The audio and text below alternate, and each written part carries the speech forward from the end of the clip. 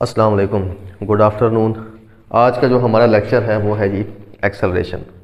ठीक है, तो एक्सेलरेशन की डेफिनेशन मैंने लिखी है। ये हमारे पास है जो the time rate of change of velocity is known as acceleration. ठीक है, चलें आपको चेंज ऑफ वेलोसिटी तो समझ आ जाती है। ठीक है, लेकिन ये जो फैक्टर है ना टाइम रेट ऑफ चेंज, इसको समझना ज़रूरी है। ठीक है ना, पहले हम इस टाइम रेट ऑफ चेंज को डिस्कस करते हैं कि इसका क्या मतलब है। ठीक है, आप देखें आपके पास एक बॉडी है, पोजीशन ए पे है। ठीक है, और ये हमारे पास है जी कोई पोजीशन बी, और बॉडी जो है वो पॉइंट ए से पॉइंट बी तक मूव करती है। ठीक है, पॉइंट ए पे जो उसकी वेलोसिटी थी, हम दरमियान में एक पॉइंट ले लेते हैं, ये हमारे पास है सी पॉइंट। ठीक है, और यहाँ पे हमने पॉइंट ले लिया पॉइंट डी। हम इन दो पॉइंट्स पे जो बॉडी की वेलोसिटी है उसको डिस्कस करते हैं। ठीक है, हम कहते हैं लेट्स से जो पॉइंट हमारे पास सी है, यहाँ पे जो बॉडी की वेलोसिटी थी वो क्या थी, v1। कितनी जी? और इसी तरह जो पॉइंट डी है, यहाँ पे इसकी वेलोसिटी कितनी है, v2। देखें, जब बॉडी मूव करके सी से डी तक गई है तो इसमें कोई टाइम भी तो स्पेंड हुआ है ना। ठीक है, मिसाल के तौर पे जो जब वेलोसिटी v1 थी उस वक्त जो टाइम था वो क्या था, t1। और जो हमारे पास v2 जब वेलोसिटी थी पॉइंट डी के ऊपर, वो क्या थी हमारे पास, t2। ठीक है, अच्छा, अब जो हमारे पास वेलोसिटी में चेंज है, क्या जी, वेलोसिटी या चेंज इन वेलोसिटी लिखते हैं, change in velocity. Change in velocity को हम कैसे फाइंड कर सकते हैं, हम लिखेंगे फाइनल वेलोसिटी। ठीक है जी, और उस फाइनल वेलोसिटी में से हम क्या करेंगे, इनिशियल वेलोसिटी को क्या कर देंगे, माइनस कर देंगे। ठीक हो गया, यानी कि हमारे पास फाइनल वेलोसिटी कितनी है, vf, उसमें से हम माइनस कर देंगे, सॉरी vf तो नहीं है बल्कि v2 है, क्या है, सॉरी v2 माइनस v1। ठीक हो गया। अब अगर हम चेंज इन वेलोसिटी को डिवाइड कर दें चेंज इन टाइम से, किससे जी, चेंज इन टाइम, मतलब टाइम भी तो चेंज हुआ है ना, जब बॉडी ए से बी, सी से डी तक मूव करके गई है, पॉइंट सी से पॉइंट डी तक मूव करके गई है, तो टाइम भी तो चेंज हुआ है ना। ठीक है, और वो कितना चेंज हुआ है, इस फैक्टर को जो चेंज इन वेलोसिटी है इसको हम डिवाइड कर दें किससे, टाइम से, यानी कि यहाँ पे हम लिख देते हैं फाइनल टाइम कितना है, t2 माइनस इनिशियल टाइम कितना है, t1। ठीक है, इसका मतलब है वेलोसिटी जो है वो चेंज हो रही है किसके लिहाज से, टाइम के लिहाज से। वेलोसिटी जो है चेंज हो रही है किसके लिहाज से, टाइम के लिहाज से। तो हम इसको कह देंगे time rate of change, time rate of change. आगे समझ की नहीं आ गई? ठीक है ना, और ये टाइम रेट ऑफ चेंज किस में चेंज है जी, वेलोसिटी में चेंज है ना। Time rate of change in velocity, time rate of change in velocity. और time rate of change in velocity को हमने क्या कहा है, एक्सेलरेशन। क्या कहा है, एक्सेलरेशन। तो इसका मतलब है time rate of change in velocity जो है वो किसके इक्वल है, एक्सेलरेशन के इक्वल है। ठीक है, अब यानी कि जो एक्सेलरेशन की आ जाएगी expression v2 minus v1 divide by t2 minus t1। ठीक है, ये v2 माइनस v1 क्या है, चेंज इन वेलोसिटी। इसके लिए हम एक लफ्ज यूज करते हैं डेल या डेल्टा। ठीक है जी, delta v divided by t2 minus 1 किया है जी डेल्टा t, यानी कि एक्सेलरेशन जो है ये किसके इक्वल आ जाएगा, चेंज इन वेलोसिटी पर चेंज इन टाइम। समझ आ गई? ठीक है जी, यानी कि time rate of change of velocity, मतलब वेलोसिटी में चेंज जो टाइम के लिहाज से आ रहा है वो किसके इक्वल है, एक्सेलरेशन के इक्वल है। किसके इक्वल है, और एक्सेलरेशन को हम ए से ज़ाहिर करते हैं, ए से हम डिनोट करते हैं। ठीक है ना, अच्छा, इसमें अब आप एक और एग्जांपल देख लें। देखें, जब बॉडी वेलोसिटी v1 से v2 पे गई है तो उसने क्या कवर किया है, कोई डिस्टेंस कवर किया है ना, समझ आ गई। मतलब स्ट्रेट लाइन में मूव कर रही है तो उसने स्ट्रेट लाइन में डिस्टेंस कवर किया है। आगे समझ ही नहीं आ गई। तो जो स्ट्रेट लाइन में डिस्टेंस होता है वो तो स्मॉलेस्ट डिस्टेंस होता है, उसको हम क्या कहते हैं, डिस्प्लेसमेंट कहते हैं ना, ठीक है। डिस्टेंस और डिस्प्लेसमेंट में क्या फ़र्क है, जो दो पॉइंट्स के दरमियान कोई भी फासला हो, कोई भी रास्ते की लंबाई हो, वो होता है फासला, ठीक है। मिसाल के तौर पे आपके पास अगर ये दो पॉइंट्स हैं, ये वाला फासला, ये वाला, इस तरह आप चले जाएं या इस तरह सीधे चले जाएं, जो भी फासला है, जो भी रास्ते की लंबाई है, वो डिस्टेंस के इक्वल है। किसके इक्वल है, डिस्टेंस। लेकिन जो स्ट्रेट लाइन डिस्टेंस है, ये स्ट्रेट लाइन जो डिस्टेंस है, जो कि कम से कम है, ये कम से कम फासला है ना, इससे तो और कम फासला इनके दरमियान नहीं हो सकता। जो कम से कम फासला है वो हमारे पास क्या होता है, डिस्प्लेसमेंट। वो क्या होता है, तो ये कम से कम फासला होगा ना इनके दरमियान में, पॉइंट सी और पॉइंट डी के दरमियान में कम से कम फासला है, तो वो हमारे पास क्या है, डिस्प्लेसमेंट है। क्या है जी, डिस्प्लेसमेंट। अब हम इसी एक्सप्रेशन को दोबारा अगर लिखें तो चेंज इन वेलोसिटी,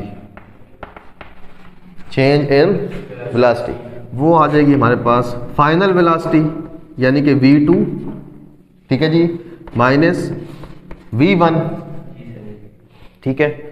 और इसको हम डिवाइड कर दें किसके लिहाज से, डिस्प्लेसमेंट के लिहाज से। वहां तो हमने टाइम के लिहाज से किया था ना, यहां पे हम किससे कर दें, डिवाइड।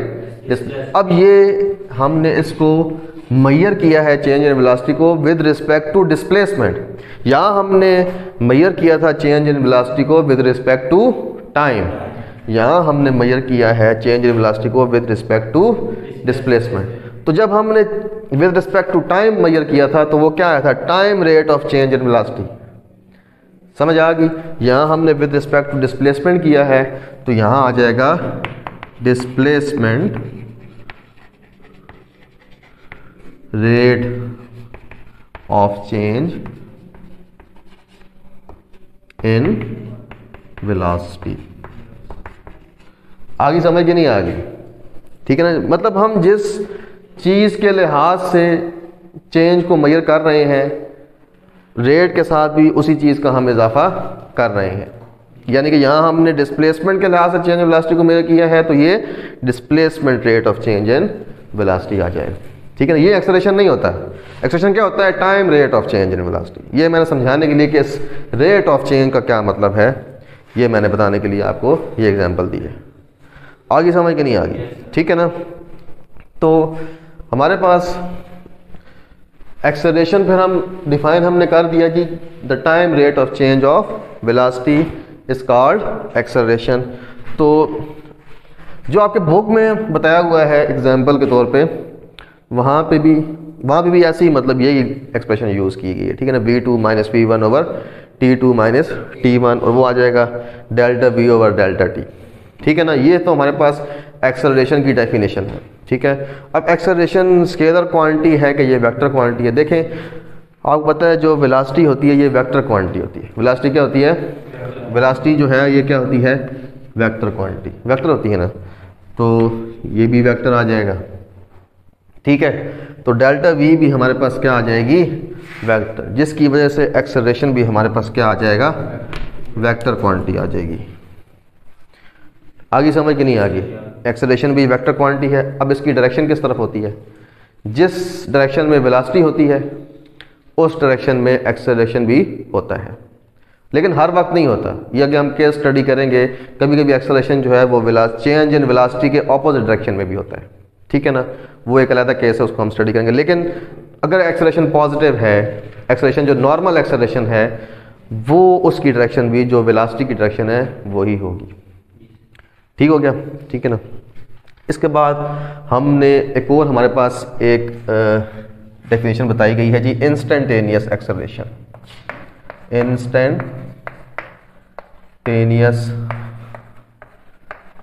एक्सेलरेशन इंस्टेंटेनियस जो है वो इंस्टेंट से निकला है, तो इंस्टेंट भी है किसी एक मौके पे, ठीक है। यानी कि अब आप सी और डी आपके पास जो आपके पास ये एक्सेलरेशन आया है, ये पॉइंट सी और डी के दरमियान आया है ना। आप यहाँ पे एक और पॉइंट ले लेते हैं जी, ई पॉइंट ले लें मिसाल के तौर पे। इस पॉइंट के ऊपर जो एक्सेलरेशन की वैल्यू होगी, इस पॉइंट के ऊपर जो एक्सेलरेशन की वैल्यू होगी, मतलब ई पॉइंट के ऊपर जो एक्सेलरेशन की पोजीशन होगी, वो इंस्टेंटेनियस एक्सेलरेशन एट पॉइंट ई आएगा। समझ आ गई ना। इसी तरह अगर आप यहाँ पे एफ पॉइंट ले लें, तो इस एफ पॉइंट पे जो एक्सेलरेशन की वैल्यू होगी वो instantaneous acceleration at point F आएगा। यानी कि द वैल्यू ऑफ एक्सेलरेशन या the rate of the time rate of change of velocity at any instant, ठीक है जी, the time rate of change of velocity at any instant, the time rate of change of velocity at any instant, ये हमारे पास होता है जी instantaneous acceleration. अब आप देखें ये जो सी और डी पॉइंट है, सी और डी पॉइंट मैं यहाँ पे ड्रा करता हूँ जी, ये हमारे पास सी पॉइंट है और ये हमारे पास डी पॉइंट है, ये मैंने फिगर इधर ड्रा कर दी, ठीक है।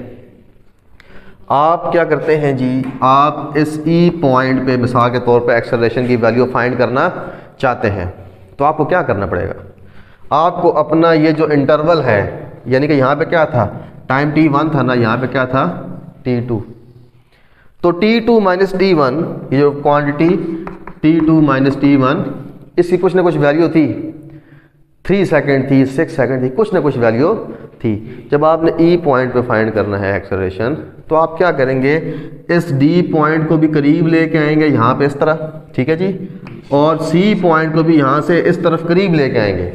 मतलब आप इस अपने टाइम इंटरवल को क्या कर देंगे, छोटा कर देंगे, टाइम इंटरवल क्या कर देंगे, छोटा कर देंगे। तो छोटा होते होते टाइम इंटरवल बिल्कुल कितना सा रह जाएगा, इन दो पॉइंट्स के दरमियान रह जाएगा। तभी तो इस पॉइंट ई पे आपके पास वेलोसिटी में चेंज जितना हो रहा है और टाइम में जितना चेंज हो रहा है वो आपके पास आएगा ना, फिर आप उसकी वैल्यू लेंगे तो इस पॉइंट के ऊपर एक्सेलरेशन आएगा। देखें आप देखें, ये तो मैंने दो लाइनें करीब करीब लगाई हैं, ठीक है। ये जो ये लाइन है, इधर जो वेलोसिटी है वो क्या है v1, क्योंकि v1 यहाँ पे थी ना, टाइम इंटरवल में छोटा कर दिया, ठीक है ना, और यहाँ पे क्या है वेलोसिटी v2, ठीक है ना। टाइम भी यहाँ पे क्या है t1 और यहाँ पे क्या है t2, मतलब t2 माइनस t1 जो टाइम इंटरवल है वो छोटा हो गया है और वेलोसिटी में चेंज भी क्या हो गया है, छोटा हो गया। लेकिन कुछ ना कुछ तो चेंज है ना, तभी तो एक्सेलरेशन की वैल्यू आ रही है हमारे पास। आगे समझ के नहीं, तो आप जब इस फासले को, इस डिस्प्लेसमेंट को छोटा करते हैं तो चेंज इन वेलोसिटी भी छोटी हो जाती है, ठीक है ना, और टाइम इंटरवल भी क्या हो जाता है, छोटा। तो इसका मतलब है किसी खास इंस्टेंट पे जब हम एक्सेलरेशन की वैल्यू फाइंड करेंगे तो टाइम इंटरवल इतना छोटा हो जाएगा कि हम ये कहेंगे कि डेल्टा टी जो है वो नियरली इक्वल टू जीरो है, यानी कि अप्रोच कर रहा है जीरो को, मतलब बहुत थोड़ा सा टाइम इंटरवल है, क्योंकि डेल्टा टी वैल्यू है ना ये बहुत छोटी है, समझ आ गई, यानी कि नियरली इक्वल टू जीरो है। तो इंस्टेंटेनियस एक्सेलरेशन के लिए हम क्या लिख लेंगे, हम यहाँ पे ए इंस्टेंटेनियस, इसके लिए फिर हम लिमिट अप्लाई करते हैं कि limit delta T approaches to zero, यानी कि जो डेल्टा टी टाइम इंटरवल है इन दोनों के दरमियान जो टाइम इंटरवल बहुत छोटा हो गया है, क्योंकि हम एक खास पॉइंट पे, एक खास इंस्टेंट पे एक्सेलरेशन की वैल्यू निकाल रहे हैं ना, तो डेल्टा टी हमारे पास बहुत छोटा हो गया, वो अप्रोच कर गया किसको, जीरो को, मतलब कि जीरो के बिल्कुल करीब है, मतलब 0.0001 सेकंड है मिसाल के तौर पे, ठीक है ना। तो इसके साथ हम ये change in velocity divided by change in time, ये हमारे पास वैल्यू होती है इंस्टेंटेनियस एक्सेलरेशन की, इंस्टेंटेनियस एक्सेलरेशन की, ठीक है जी। अच्छा, अब हमारे पास जो अगली एक डेफिनेशन है छोटी सी, वो है एवरेज एक्सेलरेशन। वो क्या है जी, एवरेज एक्सेलरेशन, सॉरी एवरेज नहीं, यूनिफॉर्म एक्सेलरेशन। कौन सा जी, यूनिफॉर्म। तो यूनिफॉर्म एक्सेलरेशन, अब हम ऐसा करते हैं कि इस फिगर को थोड़ा बड़ा कर लेते हैं, ठीक है ना। हम कहते हैं जी जो पॉइंट बी है वो हमारे पास यहाँ पर है, यहाँ पर है। तो एक इंटरवल तो हमारे पास सी से डी तक है, सॉरी ये ई भी उठा देते हैं हम, ई सी से डी तक है। अगला इंटरवल जो है वो डी से ई तक है, और अगला जो है वो ई से एफ तक है, ठीक है। अब इन सब में वेलोसिटी जो है, इन सब इंटरवल जब ए से बी तक बॉडी पहुंचेगी ना, वेलोसिटी उसकी लगातार चेंज हो रही है। वेलोसिटी उसकी क्या हो रही है? चेंज हो रही है। मतलब उसने अगर मिसाल के तौर पर यहाँ पे 0 से स्पीड शुरू की है, यहाँ पे उसकी स्पीड कितनी आ गई है? 10, ठीक है ना। 10 से यहाँ पे डी पे कितनी हो गई है? 20। 20 से यहाँ पे कितनी हो गई? ई पे 30, और 30 से यहाँ पे एफ पे कितनी हो गई है? 40। कितनी हो गई है जी? 40। आगे समझ कि नहीं आ गई?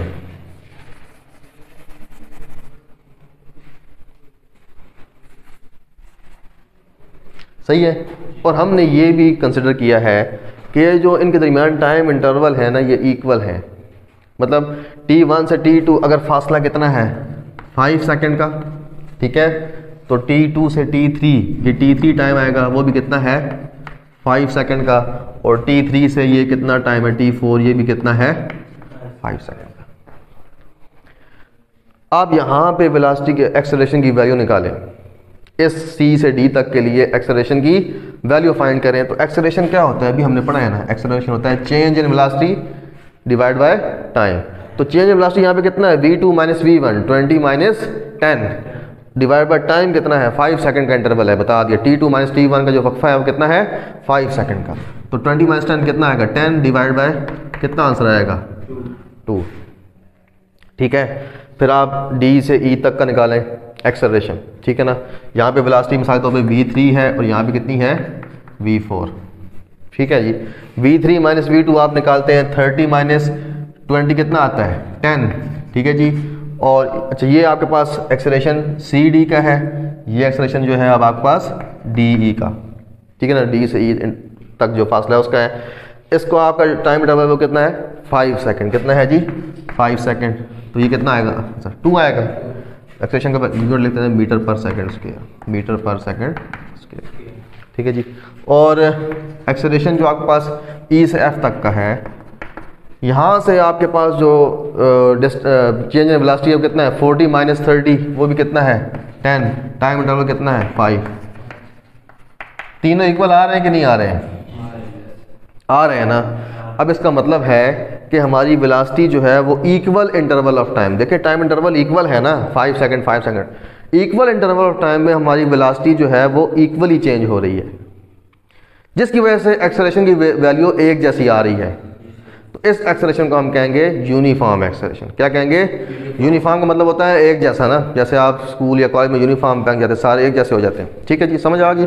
तो यूनिफॉर्म एक्सेलरेशन यानी कि अगर आपकी velocity equal interval of time में इक्वली चेंज हो रही है, if the velocity is changing equally in equal intervals of time, then the acceleration will be uniform acceleration.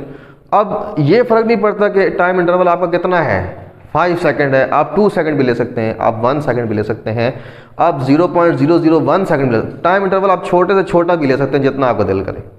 इस बात से फ़र्क नहीं पड़ता कि आपने टाइम इंटरवल कितना स्मॉल कंसिडर किया है। आपकी वेलोसिटी अगर यूनिफॉर्म चेंज हो रही है, टाइम इंटरवल सेम है आपका, ठीक है ना, सेम होना चाहिए टाइम इंटरवल, जितना छोटा मर्जी हो लेकिन सेम होना चाहिए, ठीक है ना। तो वेलोसिटी आपकी जितनी इक्वली चेंज हो रही है हर टाइम इंटरवल में, तो आपका एक्सेलरेशन भी क्या हो जाएगा? Uniform acceleration. तो इसकी डेफिनेशन क्या आ जाएगी हमारे पास? If velocity is changing